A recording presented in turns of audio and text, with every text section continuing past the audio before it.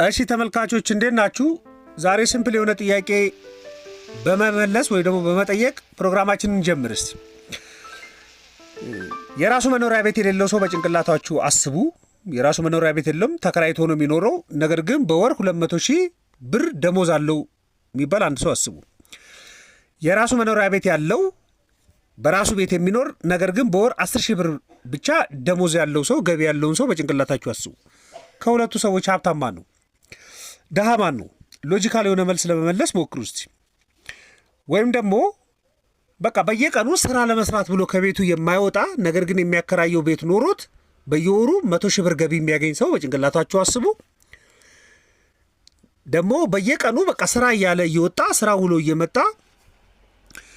በወር ከደሞዝ 100,000 ብር የሚያገኝ ሰው በጭንቅላታችሁ አስቡ። ከሁለቱ ሰዎች መካከል ማን ነው ሀብታም? ማን ነው ድሃ? አስባችሁ እንግዲህ ኢኮኖሚክስ ውስጥ ረጅም ጊዜ ብንማርም በጣም ክሊር የሆነ መልስ ማግኘት ከባድ የሆነው ምንድነው? ሀብታም ማን ነው ድሃ ማን ነው የሚለው ነው። ዛሬ ሀብታም ለምን ሀብታም ሆነ፣ ድሃ ለምን ድሃ ሆነ የሚል የተወሰነ ሀሳብ ልሰጣችሁ ፈልጌያለሁ። ኦፍኮርስ ከአርቲክሎች ላይ ያለ ሀሳብ ነው። የዛሬ ፕሮግራማችን አጋር በብሔራዊ ባንክ ፍቃድ የተሰጠው የግል የምንዛሬ ቢሮ የሆነው ሮሃ ፎሬክስ ቢሮ ነው። የተሻለ የምንዛሬ ዋጋ የፈለጉትን የውጭ ምንዛሬ እንዲገዙና እንዲሸጡ ይጋብዛቸዋል። አድራሻውም በካሳንቺስ ማህቡባ አፓርትመንት ግራንድ ፓላስ ሆቴል ፊት ለፊት ላይ ከሌሊ ሆቴል መግቢያ ላይ ታገኙታላችሁ። ደግሞ በሳር ቤት አዳምስ ፓቪሎን ህንፃ ላይ ድሬዳዋ ብሎሰም ሆቴል ላይ ታገኙታላችሁ። በ0991 33 20 00 በመደወል የተሻለ ምንዛሬ እንድታገኙ ተጋብዛችኋል። እንግዲህ ድሃ ለምን ድሃ ሆነ፣ ሀብታም ለምን ሀብታም ሆነ ብለን ከተመለከትን ጉዳዩን ቀጥታ ከእድል ጋር ብቻ እናገናኘውም። ስለ እድል አይደለም። አንድ ሰው እድለኛ ስለሆነ ሀብታም ሆነ፣ እድለኛ ስላልሆነ ድሃ ሆነ ከሚል ጭፍን ሜጀርመንት እንወጣለን። ግን የተወሰኑ መለኪያዎች እንመልከት። ሂደትን ማወቅ፣ እድሎችን የመጠቀምና ውሳኔ ሰጭነት ጋር የሚጠቃለሉ ናቸው። የመጀመሪያው ሀብታም የሚሆኑ ሰዎች ደግሞ በአስተሳሰብ ሀብታም የሆኑ ሰዎችና ድሃ የሆኑ ሰዎች መካከል ያለው ስለ ገቢና ስለ ሀብት ያላቸው አመለካከት ነው የመጀመሪያው ልዩነት ይፈጠረው። ሀብት ከተመሰረተ በኋላ ሀብታም የሚለየው። ሀብታም በሂደት ነው፣ ድሃም በሂደት ነው። አሁን ድሃ የሆነ ሰው ሁሌም ስለ ገቢ ነው የሚያስበው። በቃ እሰራለሁ፣ ከዛ ደሞዝ አገኛለሁ፣ እሰራለሁ፣ ገቢ አገኛለሁ የሚል አስተሳሰብ ነው የሚይዘው። ስለ ገቢ ነው በአብዛኛው የሚያስበው። ሀብታም የሆነ አስተሳሰብ ያላቸው ሰዎችና ሀብታም የሆኑ ሰዎችንም ቀረብ ብላችሁ ብትመለከቱ ሀብት ስለማከማቸት ነው፣ የሆነ ገቢ ስለማግኘት ሳይሆን ሀብትን ስለማከማቸት ያለ አስተሳሰብ አላቸው፣ ልምድ አላቸው፣ አካሄድ አላቸው። ስለ ገቢ የሚያስቡ ሰዎች ብቻ ስራው ሲቆም ገቢ አይኖራቸው። ድሃ የሆነ አስተሳሰብ ያላቸው ሰዎች ደግሞ ድሃ የሆኑ ሰዎች ፑር የሚባለው ማለት ነው። ነገር ግን የሀብታም አስተሳሰብ ያላቸው ሰዎች እና ሀብታም የሆኑ ሰዎች ጠጋ ብላችሁ ብታዩ ሀብት የሚያፈራ ነገር ላይ ነው ትኩረታቸው። ወይ መሬት ስለመግዛት፣ አክሲዮን ስለመግዛት፣ ባይሰሩም በቀጥታ ባይሰሩም ገቢ የሚያስገኝ ነገር ላይ ነው በአብዛኛው ትኩረት የሚያደርጉት። ደሞዝተኛ ግን ወራዊ ገቢ ነው ያለው፣ ወራዊ ገቢ ስለማግኘት ነው የሚያስበው። ሀብታም የሆነ ሜንታሊቲ ያላቸው ሰዎች ሳይለፉ ገቢ የሚያገኙበትን ሁኔታ ማመቻቸት። ለምሳሌ ቤት አከራይተው በየወሩ ከቤት ሬንት ለመሰብሰብ ማሰብ ማለት ነው። ይሄ የሀብታምና ድሃ መካከል ያለ በገቢና ሀብት በማከማቸት መካከል ያለ ልዩነት ነው ድሃና ሀብታም የሚያደርጋቸው። ሁለተኛው ወጪና ኢንቨስትመንትን የሚያስቡበት መንገድ። እንግዲህ ድሃ የሆኑ ሰዎች ወይ ደግሞ ድሃ ሜንታሊቲ ያላቸውም ሰዎችን ብትቆጥሩ ይሄ ማይንዳቸውም የሰለጠነው ለመጠቀም ነው። ለምሳሌ ገቢ ሳገኝ እንትን እገዛለሁ፣ እንትን እበላለሁ፣ እንትን እሸምታለሁ፣ ይሄን አደርጋለሁ የሚል አስተሳሰብ ነው ጭንቅላታቸው ውስጥ ያለው። ገንዘብ ሲያገኝ አፕላይ የሚያደርጉት እሱ ነው። ሀብታም ደግሞ ይሄን ሳገኝ ይሄን አደርግና ኢንቨስት አደርጋለሁ፣ እንደዚህ አበራክተዋለሁ የሚል አስተሳሰብ ነው ጭንቅላታቸው ውስጥ ያለው። መልቲፕላይ ስለማድረግ ነው የሚያስቡት። ለምሳሌ ድሃ የሆኑ ሰዎች አዲስና ተጨማሪ ገቢ ሲያገኙ አዲስ አኗኗር ነው የሚጀምሩት። ይሄን አልበላም ነበር፣ ይሄን መብላት ይጀምራል። ይሄን አልለብስም ነበር፣ ይሄን መልበስ ይጀምራሉ። ይሄ አልነበረኝም፣ ይሄ ይኖረኛል የሚል አዲስ አስተሳሰብ ነው ታገኙባቸው። ደሞዝ ቢጨምሩላቸው ገቢያቸው ቢጨምሩ። የሀብታም ሜንታሊቲ ያላቸው ሰዎችና ሀብታም የሆኑ ሰዎች ግን አዲስ ገቢ ሲያገኙ ሀብት ወደ ማከማቸት፣ ይሄን በገዛበት ይሄንን ብሸጠው ይሄኛውን አገኛለሁ የሚል አስተሳሰብ ነው ያላቸው።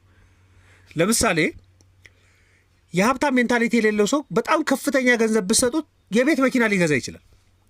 ሀብታም ሜንታሊቲ ያላቸው ሰዎች ደግሞ አንድ ዕቃ የሚያመላልስ መኪና ስለመግዛት ሊሆን ይችላል የሚያስቡት። ለግሌ መጠቀሚያ መኪና ከሚሆን ቢዝነስ መስራት የሚችል መኪና ቢኖረኝ የሚል አሳሰብ ውስጥ እንዲመጡ ያደርጋል። ይሄ ወጪና ኢንቨስትመንትን የሚያስቡበት መንገድ ነው። ጠጋ ብላችሁ ጠይቁ። ሀብታም ብላችሁ የምትቆጥሯቸውን ሰዎች ጠጋ ብላችሁ ተመልከቱ። እንቅስቃሴያቸው፣ አመጣጣቸው በሙሉ የደረሱበት በዚህ ሂደት ውስጥ ነው። ሶስተኛው የጊዜ አጠቃቀም። ሀብታም በሆኑ ሰዎችና ድሃ በሆኑ ሰዎች መካከል ሀብታም ለመሆን ሂደት ባደረጉና እንደ ድህነትም የኑሮ አካል ነው በሱ የሄዱትን ብትመለከቱ የጊዜ አጠቃቀማቸው ላይ ከፍተኛ ልዩነት አለ። ድሃ የሆኑ ሰዎች ሁሉም ጉዳያቸው ለአጭር ጊዜ ነው። የህልውና ነው ትግላቸው በሙሉ። ይሄን አድርጌ እንገዛለሁ፣ ይሄ ከሆነ እንደዚህ ነው፣ ይሄ ከሆነ እንደዚህ ነው። ለአጭር ጊዜ የሚሆኑ መፍትሄዎች፣ የረጅም ጊዜን ያለማሰብ ማለት። ሀብታም የሆኑ ሰዎች ደግሞ የረጅም ጊዜ ማከማቸት ውስጥ ነው የሚያስቡት። ግን ድሃ የሆኑ ሰዎች በጥድፊያ ነው፣ በቃ በጥድፊያ በቃ ያልተጠና የሆነ ውሳኔ ሲወስኑ ትመለከታላችሁ። ሀብታም የሆኑ ሰዎች ግን በቃ ዘላቂ የሆነ ነገር፣ በጣም መረጋጋት ያለው ትዕግስት ባለው መልኩ እንቅስቃሴ ለማድረግ ይሞክራሉ። ለምሳሌ ከድሃና ከሀብታም ማን ነው የሚቆጥበው ባንክ ውስጥ ካላችሁ ድሃ ነው የሚቆጥበው።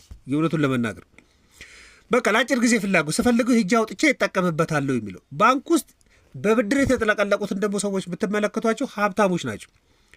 ሀብታም ለመሆኑ ይፈልጉት። ድሃ ባንክ ቤት ውስጥ ያስቀምጣል። ሀብታም ደግሞ ድሃ ያስቀምጠውን ከባንክ ቤት አውጥቶ ተበድሮ ስራ ይሰራል። ለረጅም ጊዜ መቆጠብ፣ ለምሳሌ መቆጠብ፣ አክሲዮን ሊገዛ ይችላል። ሀብታም የሆነ ሰው ከአክሲዮን ሪተርን አገኝበታለሁ ብሎ ማለት። ድሃ ደግሞ ባንክ ውስጥ ያችን ገንዘብ አስቀምጦ አለችኝ የሚለውን መንፈስ ብቻ ነው የሚያራምደው ለአጭር ጊዜ ማለት ነው። ይሄ ልዩነታቸው ነው። አራተኛ ከተመለከትን ለምሳሌ ስለ ፋይናንስ ያላቸው እውቀት ክፍተት በጣም መሰረታዊ ነው።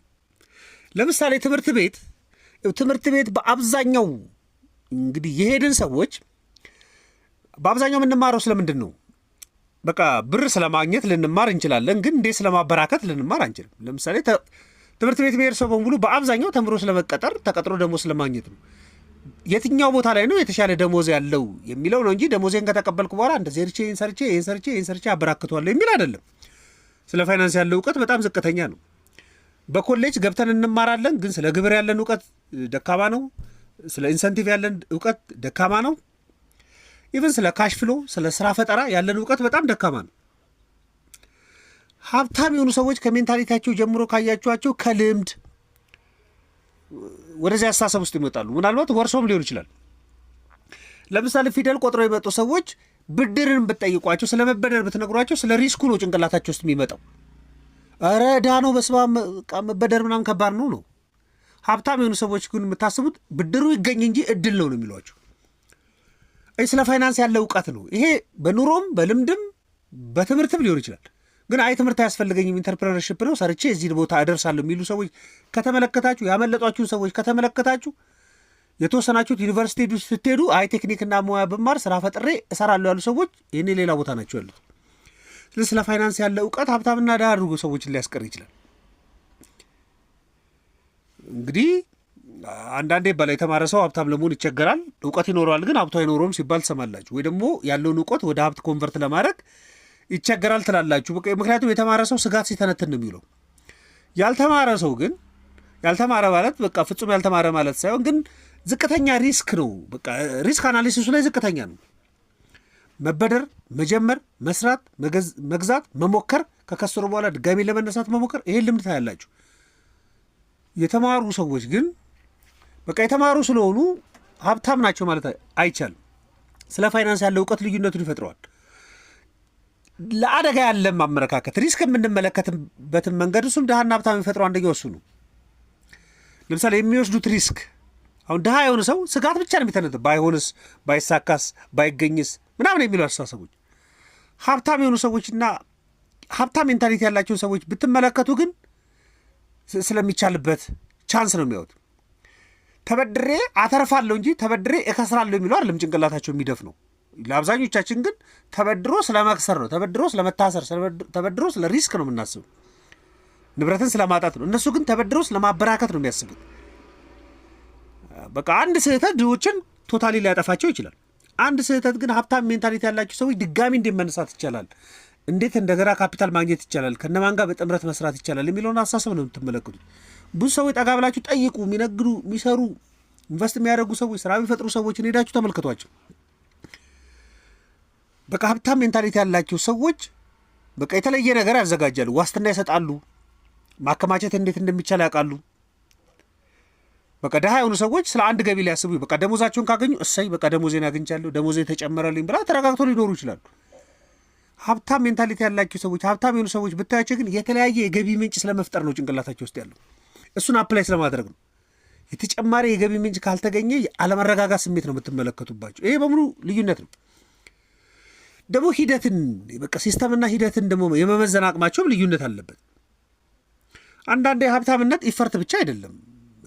ሰው ሃርድ ወርክ ብቻ በጣም ስለለፋ ብቻ ሀብታም መሆን አይችልም። ሁኔታዎችን ማመቻቸት ይፈልጋል። ስትራክቸር፣ ስርዓት፣ ሲስተም መፍጠርም በደንብ ያስፈልጋል። ምክንያቱም ሃርድ ወርክ በቃ ትጋት በጣም አስፈላጊ ቢሆንም ግን ውጤታማ ሊያደርግም ይችላል። ብዙዎቻችሁ ከጠዋት እስከ ማታ በጣም ትለፋላችሁ፣ ማንም ከሚለፋው በላይ ትለፋላችሁ፣ ግን ሀብታም አይደላችሁ። ልብ ብላችሁ ካያችሁ ሃርድ ወርክ ብቻውን ሀብታም አያደርግም። ስልት ያስፈልጋል ማለት ነው። ሀብታም ደግሞ የሆኑ ሰዎች ካያችሁ ስልት አላቸው። በጣም ውጥረት ውስጥ ሳይገቡ ሃርድ ወርክ ሳይሰሩ ግን ሀብታም የሆኑ ሰዎች ትመለከታላችሁ። ስለዚህ ሀብታም ከሃርድ ወርክ ጋር የማይገናኝበትን መንገድ አለ ማለት ነው። የምትሄዱበትን የምትሰሩበትን ስልት ከለወጣችሁ ግን ሀብታም ማትሆኑበት ምክንያት ሊኖር አይችልም። ሀብታም የሀብት አይደለም። ቢሊዮን ያለው ሀብታም ነው፣ 100 ሺህ ብር ያለው ድሃ ነው አይደለም። ጌሙ እሱ አይደለም ጨዋታው። ሁኔታዎችን የምታዩበት ነው።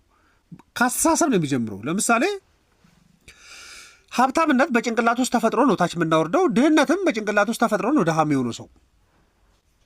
ይሄም ማመን በደንብ ያስፈልጋል። ሀብታም የሆኑ ሰዎች ስለ ዘዴ ያስባሉ። ጉልበት እንዴት መጠቀም እንዳለባቸው፣ ጊዜያቸውን እንዴት ማሳካት እንዳለባቸው በደንብ ያስባሉ። እሱን አፕላይ ለማድረግ ነው ጥረት የሚያደርጉት። ድሃ የሆኑ ሰዎችም በተመሳሳይ ስለ ደሞዝ ብቻ ሊያስቡ ይችላሉ። ስለ ወጪ ብቻ ስሊያስቡ ይችላሉ። ወቅታዊ ስላለች ብቻ ሁኔታ ሊጨነቁ ይችላሉ። ይሄ ዳርጎ ያስቀራቸዋል። ሀብታም የሆኑ ግን ዘዴን ስለመፍጠር ጉልበት እንዴት ኢፌክቲቭሊ መጠቀም እንደሚቻል የጊዜ አጠቃቀም ላይ በጣም ፈጣን ናቸው። ይሄ ሀብታም ያደርጋቸዋል። አስተሳሰብም ከተመለከትን አንዳንዴ አይደለም አስተሳሰብ እኮ ዳይሬክሽንን ነው የሚያሳዩ እንጂ የመጨረሻ ውጤትን አያሳይም እኮ። ስለዚህ ሂደቱ መወሰን አለብን ማለት ነው። ለምሳሌ ሀብታም የሆኑ ሰዎች ብርን እንደ መጠቀሚያ ነው የሚያስቡት። ልክ ብር ሲያገኙ ማሽን እገዛለሁ ነው ጭንቅላታቸው የሚመጣው። ልክ ብር ሲያገኙ ይሄን ከፍታለሁ ነው። ልክ ብር ሲያገኙ ፍቃድ አድርጌ ይሄን ብሰራ ነው። ልክ ብር ሲያገኙ ይሄን ብጀምር ነው። ይሄን ብሸጥ፣ ይሄን ብገዛ ነው። ስለዚህ እንደ ቱል ነው የሚያስቡት። እንደ ስራ መጀመሪያ አድርገው ነው የሚያስቡት ብርን።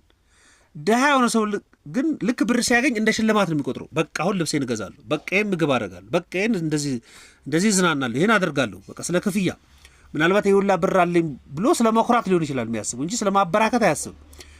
ወይ ጌጣጌጥ ስለ መግዛት ሊሆን ይችላል የሚያስቡ። ሀብታም የሆኑ ሰዎች ግን እንደ ቱል ነው ገንዘብን የሚጠቀሙበት። ቅድም መነግራችሁ ምሳሌ እሱ ነው። ቤት ያለው ሰው የቤት ባለቤት መሆኑ ተጨማሪ ገቢ እንዲያገኝ እስካላደረገው ድረስ ሀብታም ሊሆን አይችልም። ቤት ውስጥ ያለ ግን ምንም መሰረታዊ ፍላጎቶችን የማያሟላ ቤት ያለው ግን መሰረታዊ የምግብ ፍላጎትን የማያሟላ ሰው ብዙ አታውቁም። ቤት ያለው ነገር ግን የፈለገውን ልብስ እንኳን መልበስ የማይችል ሰው ትመለከታላችሁ። በጣም ሀብታም የሆነ ነገር ግን ቤት የሌለው ሰውም ትመለከታላችሁ። ምክንያቱም ይሄን የሚያህል ካፒታል ለቤት መግዣነት መጠቀም አልፈልግም፣ ስለዚህ እንደ ካፒታል አድርጌ ለስራ መጠቀም ፈልጋለሁ ገንዘቡን ብሎ የሚያገላብጥ ብዙ ገንዘብ ያለው ሰው እኮ ትመለከታላችሁ። ጨዋታው ገንዘብን ምን ለማድረግ እያሰብን ነው የሚለው ነው። በተግባርም ብንለካቸው ልዩነት አለው። ለምሳሌ ሀብታም በተደጋጋሚ ስለማከማቸት ስለማባዛት ሊያስብ ይችላል። በቃ ይሄን ማድረግ አለብኝ፣ ይሄን ከገዛው ሪስክ እየወሰደ ይሄን ባረግ ይሄን አተርፋለሁ ሊል ይችላል። አጠገባችን ቁጭ ብለው እንደኛ ተምረው እንደኛ መጥተው ነገር ግን ከፍተኛ ገንዘብ ያከማቹ ሰዎች፣ ከፍተኛ ንብረት ያከማቹ ሰዎች ትመለከታላችሁ። ለምሳሌ አንዳንድ ሀብታሞች ስማርት ላይ ሆኑ ይችላሉ፣ ግን በተከታታይ ሁኔታዎችን መሞከር ላይ ትመለከቷቸዋላችሁ። መሞከር እድሎችን ለመፍጠር እድሎችን ተደጋጋሚ በቃ እድሎቹ ሞቲቫቸውን ያመጣላቸዋል። እድሎችን መጠቀም ይችላሉ ማለት ነው። ድሃ የሆኑ ሰዎች ግን በፊት ለፊታቸው በጣም ብዙ ኦፖርቹኒቲዎች አግኝተው ላይጠቀሙበትም ይችላሉ። ያልተጠቀምንበትም በጣም ብዙ አለ። ደግሞ ብልጥ መሆንም ያስፈልጋል። የእውነቱን ለመነጋገር የሚያስፈልግ ሆነ በጣም ብልጥ መሆንም ያስፈልጋል። አንዳንዴ ብዙ ሰዎች ሀሳብ አላቸው፣ ግን ሀሳብ ወደ ተግባር ካልመጣ በስተቀር ቴዎሪ ነው የሚሆነው፣ በቃ ምናምን ነው የሚሆነው። አንዳንድ ሰዎች ደግሞ በጣም ተግባር አላቸው፣ ግን ያው ተግባርም ሀሳብ ከሌለበት ምናልባት በቃ ዝም ብሎ ለህልውና ብቻ መታገል ሊሆን ይችላል። አንዳንድ ሰው በቃ ዝም ብሎ ይሰራል፣ ነገር ግን እሱን ስለማበራከት ሀሳብ ከሌለው በስተቀር የህልውና ፋይት ነው የያዘው። አንዳንድ ሰዎች ሀሳብ አላቸው፣ ስማርት የሆነ ሀሳብ ያላቸው፣ ግን ወደ ተግባር ለመለወጥ አይችሉም። በቃ ስለዚህ በቲዮሪና በምናምን ነው የሚኖሩት እንዲህ ቢደረግ ብቻ የሚል። ስለዚህ ሀብት የሚመጣው ሀሳባችንን በዲሲፕሊን በስነ ምግባር በስልት እኛ መተግበር ከቻልን ብቻ ነው ሀብታም መሆን የሚቻለው። ምክንያቱም ድሃ በቃ ለህልውናው ነው ፋይናንሻሊ እያሟላ ለህልውናው ነው የሚኖረው። ሀብታም የሆኑ ሰዎች ግን ኮንሲስተንት የሆነ በቃ ዘላቂ የሆነ ሀብትና ንብረትን የሚያሟልበት ሁኔታ፣ ስለ ቢዝነስ፣ ስለ ኢንቨስትመንት፣ ስለ ንብረት የሚያስቡበት ሁኔታ ለየት ያለ ነው። ስለዚህ አሁን በኢኮኖሚክስ ሀብታም ይሄን ገቢ የሚያገኝ ነው ተብሎ አንዳንዴ በዩናይትድ ኔሽን የሚቀመጥ ነንበር አለ። ሀብታም እንኳን አይደለም ኦፍኮርስ፣ ግን ድሃና በጣም ድሃን ለመለየት የተቀመጡ ቁጥር አለ። ሀብታም የሚለውን ለመለየት ግን አሁን ዘምኖ የእነ አማርታ ያሲን ሃፒነስ የሚባለው መለኪያ አለ።